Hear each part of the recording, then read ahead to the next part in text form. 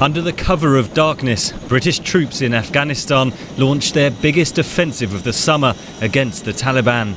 Operation Tor Shahzada involves hundreds of British and Afghan soldiers. They are trying to clear insurgents from the town of Syedabad in the south of the country.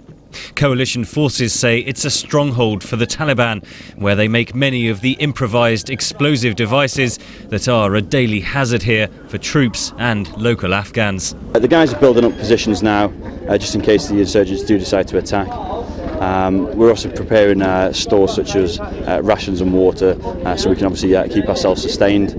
And then it'll just be patrolling out from the area just to see if we can mix with the locals and find the insurgents. British commanders say this operation is making good progress. But in Afghanistan as a whole, it has been a tough month. And back home, public support is falling. 15 British servicemen were killed in July alone.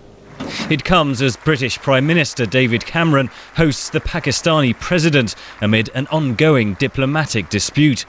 On a recent trip to India, Mr. Cameron accused Pakistan of exporting terror. He justified the Afghan war by saying the troops are keeping Britain safe from terrorism.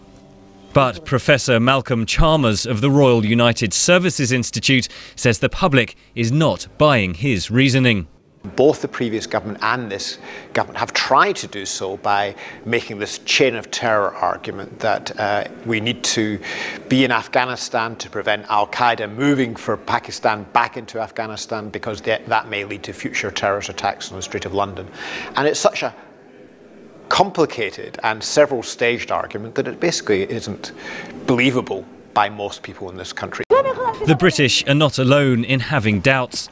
2,000 Dutch soldiers have just ended their deployment in Uruzgan province in the south after the coalition government in the Netherlands collapsed following a long-running dispute over the issue. Canadian troops will begin withdrawing next year. Officials of the NATO force in Afghanistan, known as ISAF, insist the coalition is holding together. The overall force posture of ISAF and of the Afghan National Security Forces as well is increasing.